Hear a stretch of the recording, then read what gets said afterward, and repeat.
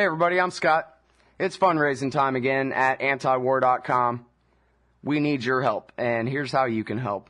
Stop by antiwar.com/donate or call Angela Keaton, our development director, at 323-512-7095. That's 323-512-7095, or you can shoot her an email over to akeaton@antiwar.com.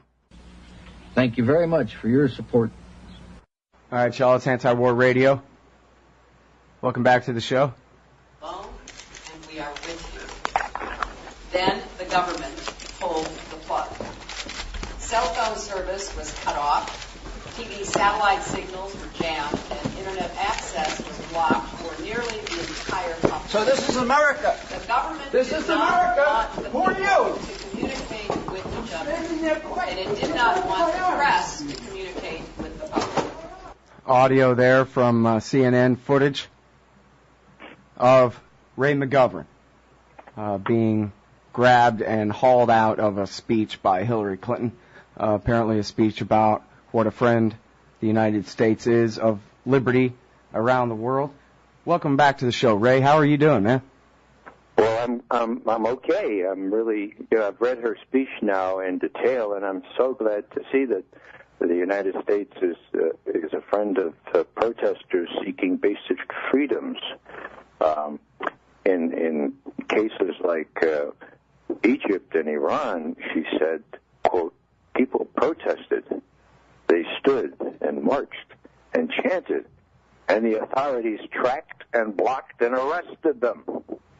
Bad Egyptians, bad Iranians. 2 paragraphs later, Iran, quote, Iran is awful because it is a government that routinely violates the rights of its people, end quote. Hello, Hillary, you watched me being attacked and dragged out of your lecture without batting an eyelash, without missing a sentence. And 4 paragraphs later, you're talking about how I've never seen a Secretary of State that called people awful anymore, or country's awful. But here she is. Iran is awful because it is a government that routinely violates the rights of its people. I don't know what planet she comes from, but how she can watch what happened to me completely unprovoked. I was standing there silently.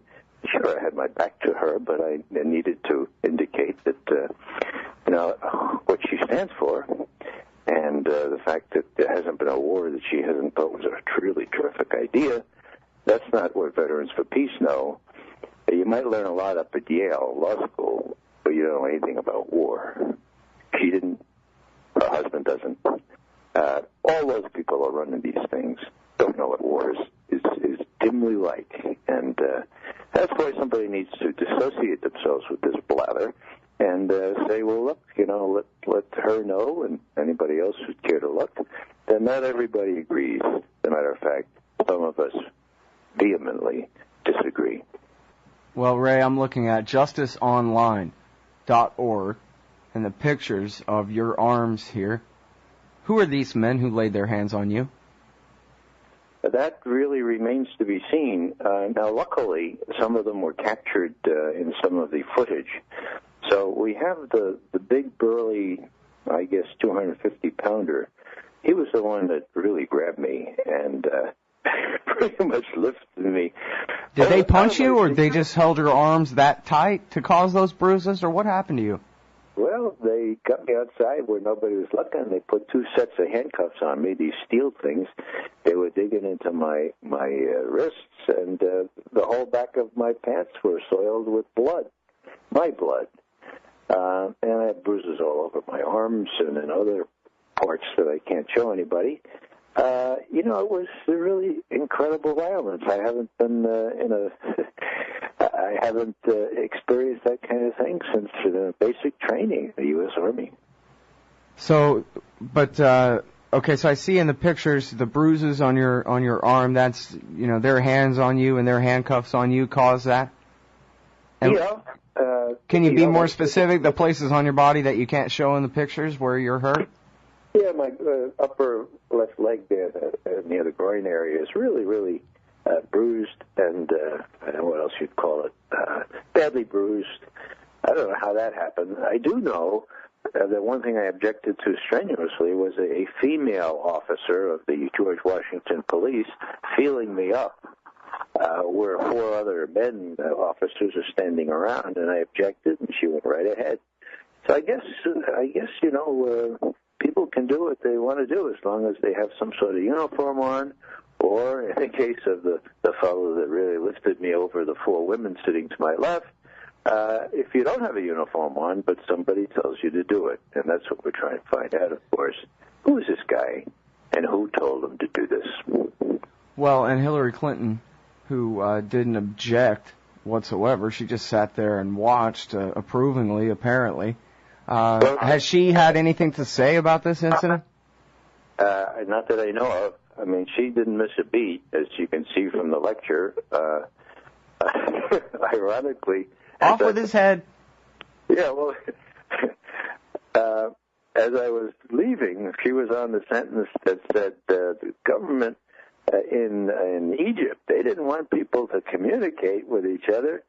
They didn't want the press to communicate with the public, and it certainly did not want the world to watch, end quote.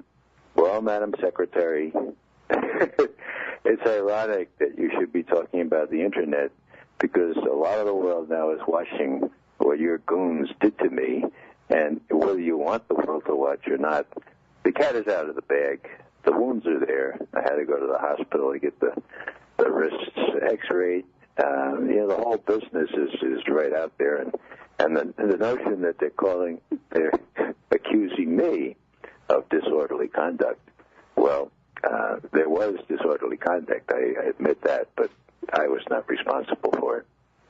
And again, all you say you did was you stood up and turned around with your back to the Secretary of State.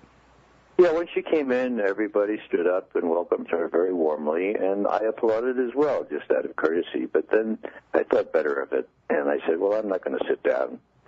I had my Veterans for Peace shirt on, and I just turned my back and stood looking toward the back, in sort of like a tunnel vision sort of thing, just to focus myself and to be as much peace as I could be under the circumstances. And wow, blindsided, that's the definition of the word for what happened to me. These guys descended without any warning, and there are lots of people there that can testify to what happened. So I don't relish. I don't like to be in court, but I would be really interested to see them try to make it out to be that I was responsible for disorderly conduct. I was standing there silently, not saying a word. I have to hand this to old Hillary. She's a pro at this stuff. You could see her looking to her right, addressing those people, and then she looks to her extreme left to address those people. She wanted to look at me, who was in the middle on the right. So she handled it really well for her purposes, but the whole world knows now that she was preaching, nonviolence and seeking basic freedoms and criticizing the Egyptians for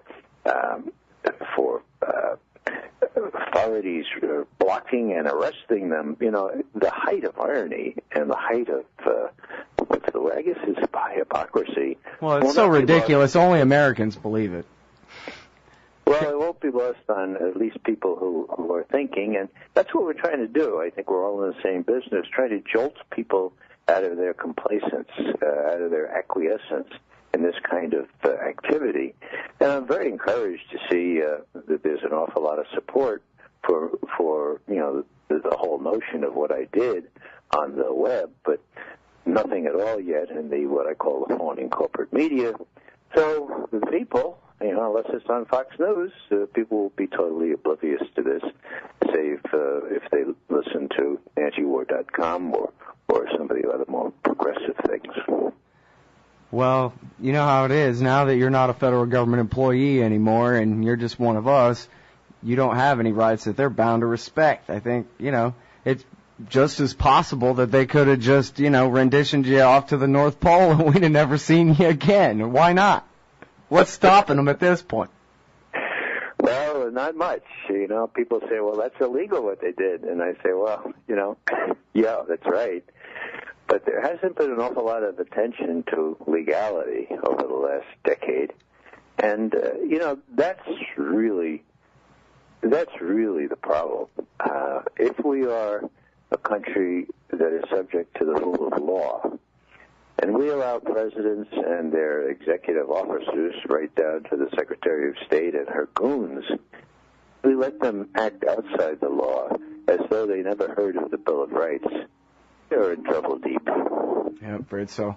All right, well, I appreciate your time as always on this show, Ray. In fact, I'd like to have you back maybe early next week, talk about some Middle Eastern things, if that's all right with you. Hey, thanks. All right, everybody. That's Ray McGovern, former CIA analyst, writes for all over the place, including antiwar.com.